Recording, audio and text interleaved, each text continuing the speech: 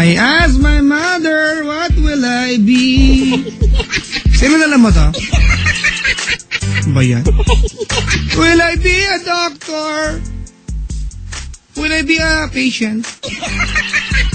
The future depends on me. Yes, sera. Ang dami ng boses. Bakit? Feel ko eh. Whatever will be the future. Hindi nyo alam yun, Daylon? Diba? Ganda kayo ng kantang yan. Tsaka yung, Chiquitita, tell me what's wrong. You're insane by your own sorrow. In your eyes, there's no hope. Tapusin ko kayong kanta. For tomorrow. Nagawa ko na sila, oh. Tapusin ko to. Bakit ba? How I hate to see you like this.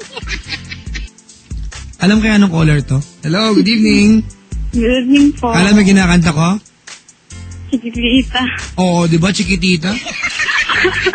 Andi tita, tell me what's wrong.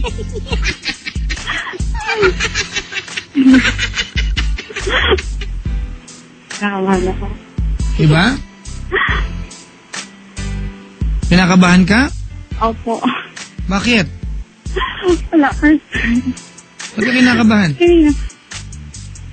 Na-excite ako sa Papa Jack. Ha? Opo. Na-excite ka? First time ako kasi. First time kasi. O, sige. First time. Ikaw si Jasmine ng Tondo, Manila. Tama? Opo. Anong ginagawa sa buhay? Dito lang po sa bahay. Nag-aalaga ng mga pamangkin. Ang dami anak ng kuya mo, ganon. Hindi, ate ko po. Ate mo, sobrang dami ng anak ng ate mo. Hindi, dalang po. Sige. Ikaw ang nakatlo ka mag-alaga? Opo. Alam mo yung kinakanta ko, Fernando tuloy. Chiquitita, di ba? Alam mo yan? Narinig ko lang po. Yung Fernando, sabi ni Mix Marcelo na naman, no? Alam mo yung Fernando? Hindi po. Kakantahin ko. They were dancing in the air that night. The stars were bright. Fernando. Alam mo yan? Sino po? Narinig mo na, hindi pa? Narinig ko lang din po. Sa'yo. Diba? The winner takes it all, alam mo rin.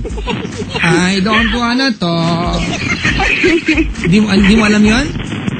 Parating narinig ko lang po. The winner takes it all. The loser standing tall. Beside the victory, that my destiny. Meron ngayon umuulan na kumakanta pa ako. Anong lumakanta ka alam mo, Jasmine? Ano po? Hindi ako, makikinig lang po pero di masyadong memorize ko po yung mga lyrics. Hindi mo memorize? Sige, ba't napatawag si Jasmine? Ano lang po, kasi about sa boyfriend. Sa boyfriend? O, gano'n. Anong meron sa boyfriend mo? Kasi po nagalit. Ha? Nagalit po siya, Papa Jack. Ano ginawa mo sa kanya? Ay, hindi ko lang po nasagot yung tawag niya. Hindi mo nasagot yung tawag niya? Tanga pala yung boyfriend mo eh. Hindi po, kasi may kausap kasi ako, tapos nagko-call waiting. Gano'n katagal na kayo ng boyfriend mo? Bago pa lang. Gano'n ka bago? Saka 2 months lang. 2 months lang pala yan, sobra? Ay, kas Ginoo. Nagko-call wait. So busy yung line, may kausap ka. Opo. Sino ba kasi kausap mo? Friend ko po. Lalaki o babae? Lalaki. Hindi siya nagalit na busy. Nagalit siya kasi nag-usap ng lalaki, yun lang yun. Hindi naman niya po alam. Naghihinala, ganon. Teka lang. Jasmine! Po. May kausap ka ba ng lalaki? Kaibigan lang ba talaga yun? Baka may ibang... Hindi po, kaibigan lang. Hindi totoo! Kaibigan lang po, sir. Bakit inuna mo kaibigan? Sabi niyo kaibigan kaysa sa boyfriend mo, pwede namang Uy, tawag ka later, ayun, boyfriend Ay, na. hindi na nga po tumawag eh. Hindi ko po maintindihan kung bakit yun. Ganon? Opo. Feeling ko lang po, tinatawagan ko po, di sumasagot. Ewan ko sa'ya. Baka may iba na. Sarah. Ewan. Sige, anong tanong mo sa akin? Kung ano po, kasi hindi na po siya busy, alam ko lang pong busy siya doon. Asan ba yung jowa mo ngayon? Nasa work po niya. Kailan kayo nagkita? Nung ano pa po, 13. July 13. July 13. Oh, Biyernes 13. Biyernes ba yan? Hindi po. Sige, ganito, Jasmine. Po. Ang tanong mo sa akin? Kasi po, naguguluhan din po kasi ako. Naguguluhan ka? Opo. Ako din naguguluhan sa linya mo, yo. Hindi po kasi, baka sa cellphone po eh. Hindi. Linya namin magulo. Nakikinig po kasi ako sa hindi. Sige, ate, ang tanong mo sa akin? Kasi po naguguluhan din po ako kung ano siya doon. Hindi ko po alam kung meron. Kasi baka piling inisip niya, hindi rin ako totoo sa kanya. Yung ganun po. Kasi ganito talaga ako yung masyadong friendly. Tapos, unang-una kasi may mga pagkakataon na kailangan mong mag-adjust. Yan parang magbago, pero kailangan mag-adjust ka. Baka kasi yung partner mo sa buhay, uncomfortable lang sa ginagawa mo, di ba? Kung makipagkwentuhan sa kaibigan, wala masama doon. Pero pag dumating yung point na nagiging issue sa relasyon niya, mag-adjust ka. yun na nga po, kasi wala naman po siyang sinasabi. Para tayo nag-open ng mga ganun. Hindi, may mga pagkakataon, hindi kailangan sabihin yan, Jasmine. Kailangan maging sensitive ka. Sensitivity. Hindi po kasi hindi naman siya masyadong hindi nga nagtitext. Ako lang naman po, iniintindi ko naman po yun eh. Ganito na. Jasmine, 2 buwan pa lang kayo, lahat ng relasyon trial and error, di ba? 2 months pa lang kayo, kung di mag-work ito, at least error yan, try mo again, sa ibang lalaki naman. Ay, hindi naman akong ganun. Kasi unang-una, wala ka naman talagang ginawang kasalanan kung nakipagkwento ka lang sa kaibigan, di ba? Pero hindi naman eh. Siguro. Di ba? Busy siguro siya. Wala ka naman talagang ginawang kasalanan, tama mali? Wala naman. Wala ang ginawa. Pero kung yun ang magiging dahilan ng pag-iwalay ninyo, masyadong mababaw, di ba? Hindi ka mahal ng taong gano'n, di ba? Oo. Kasi rin po, mahal naman din niya. Siguro, pero hindi. Parang ganun ba, iiwanan ka niya dahil lang doon? Wala naman po sinasabi, yun na nga po eh. Baka naghanap lang dahilan yan para iwanan ka, di ba? Pero kung sa'yo, Jasmine, kung kaya mong pangatawanan, panindigan na wala ang ginawang kasalanan, at yun lang, pwedeng makuha sa sorry lang yan. Ano ba naman yung makipagkwento ko sa kaibigan, di ba? Opo. Oo. Pero wala nga po siya sinasabi na Yung nga, ang kulit mo rin, ang tigas ng puwet mo kausap. Sabi ko nga, hindi naman kailangan sabihin lahat ng bagay, yung mga pagkakataon na kailangan maging sensitibo ka. Kasi sabi ko, kung yun lang ang ginawa mo, although naging insensitive ka sa partner, siguro, hindi ko alam. Ang sinasabi ko dito, hindi sapat yun para maghiwalay kayo. Kasi yun lang ba ang lalim ng samahan ninyo dahil sa isang phone call hindi nasagot? Maghiwalay kayo? O, pag gano'n, hindi ka love na lalaki gano'n. Diba? Oo, parang malabo naman yata. Pinakilala naman po. Ano? Pinakilala nga po niya ako sa... Family niya? Ha? Opo. Wag niyong gawing credit yan. Ano naman? Kaya nga po. Wala yun mga kaibigan. Add-ons na lang yun. Kasi, hindi ko siya pwedeng iwan kasi kilala na ng family ko. Kilala ko na family niya. Kalokohan.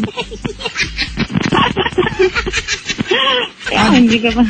Add-ons na lang yun. Add-ons na lang. Alright? Pero hindi nang dahilan para mag-stay ka sa isang tao. Not because of the family. Not because of the friends na meron kayo. But because you feel wonderful being with each other. Ganun kasimple yun. Alright? Okay? Yung pagkakaroon, yung makilala mo yung family niya, yung makilala mo yung friends niya, magkaroon kayo ng mga kaibigan together, natural occurrence yan, okay? Totoong dumarating, kusang dumarating yan, pero hindi yan ang basihan para mag-istigas sa isang tao. Kung iiwanan ka niya dahil sa pagkakamali mong yan, good. Move on. Hindi yun ang maliit na basihan para iwanan ka niya dahil hindi ka mahal ng taong ganun mag-decide. Intindihan mo. Opo. Sige, kung nakahanda ba siya ng gusto mong sabihin sa kanya? Mga busy. Ha? Ano po? Ingat na lang siya palagi. Anong pangalan niya? Robert po. Oh, Robert. Ang tawagan niyo? Sir. Sir, tawag mo sa kanya? Opo. Ano yun? Jowa mo o amo mo? Hindi po. Bakit, sir? Ha? Sundalo po. Anong tawag niya sa'yo? Captain. Ay, Captain. Ma'am po. Hindi nga, paano yung pag nag-make love, di ba? Sir. Oh, bakit? Hindi ba ako Ay, bad. Ang bango-bango mo, ma'am. Ang Kasal bango mo, muna ma'am. Pinagandaan kita, sir. Pangit. Sige, okay, sir. Dali. Ingat na lang ka lang palagi siya. Ano daw? Lasing ka ba? Hindi po. Sabi ko, ingat. Ulitin mo. Sir? Kinakabahan po ako eh. Dali. Gusto mong background? Ha? Gusto mong background? Huwag na po, papacheck. Hindi ako. Nakabahan talaga ako po. Ano pangalan niya? Robert. Dali. Robert? Kung nakikinig ka man, hindi naman siguro yung kasi friend ko lang naman nun eh. Kaya lang nababothered lang ako kasi hindi ka English. sumasagot. Hindi ka sumasagot sa mga tawag ko. Siguro, busy ka lang. Alam ko may trabaho mo, ganun talaga, di ba? Sa maski ayaw nila, pinaano ko talaga eh. Yeah. Parang ingat ka dyan, maski piling baka iniisip mong hindi kita mahal naman talaga kita eh. Kasi sinasabi mong parating kung mahal ba talaga kita. Oo naman. Hindi naman kasi sagutin eh kung hindi kita talaga mahal. Basta mag-iingat ka lang dyan parating. Ganon. Ang gusto ko lang naman eh mag-text ka, may communication tayo para hindi ako mag-iisip na kung ano-ano, di ba? Tumawag ka, di mo nasagot eh. Yan po. Okay na. Ingat ka. Opo. Sige, salamat sa pagtawag, ha? Pwede paano lang only. Ano? Only love po, kanta. Bawal request sa akin eh. Bawal ba? Sige po. Sinabi ko Thank kayo you. off the air, bawal request, di ba? Akala ko bati lang. Sorry po. Pero may play akong kanta para sa'yo. Alam mo kung anong kanta? Ano po? Maganda to. Ano? Bruno Mars tayo, Bruno Mars. Bruno Mars. Oo. Gusto mo ba?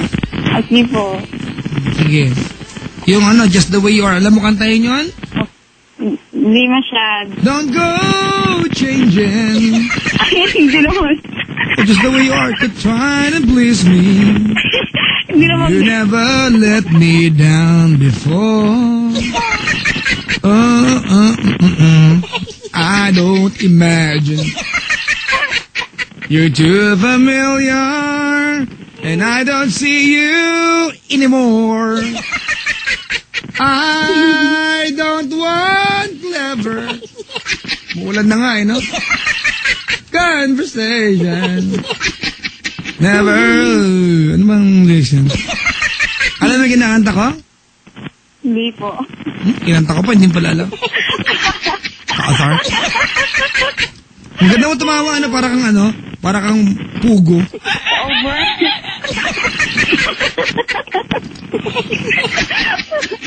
Ay, diyan ka lang ha, mabati lang ko. Bati ka mga tao sa Laika Sapsilogan, sa Arlegi, Quiapo, Advance, happy birthday kay Michaela, Chico, at sa mga batang libong masaya sa Quiapo nila, salamat sabi ni Batang Quiapo.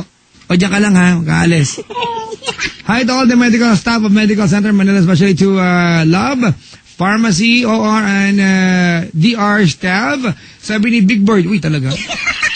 Ate Shena! Paano nga ba yun? Ikaw matching? Ate Shena! Nika, I love you, sabi ni Rapster Monster. Talaga, rapper ka? Wala ka. Para say hi to Brio, Jeff Tolitz, Shawa, Jeff Harold, Jib, JP, and the rest of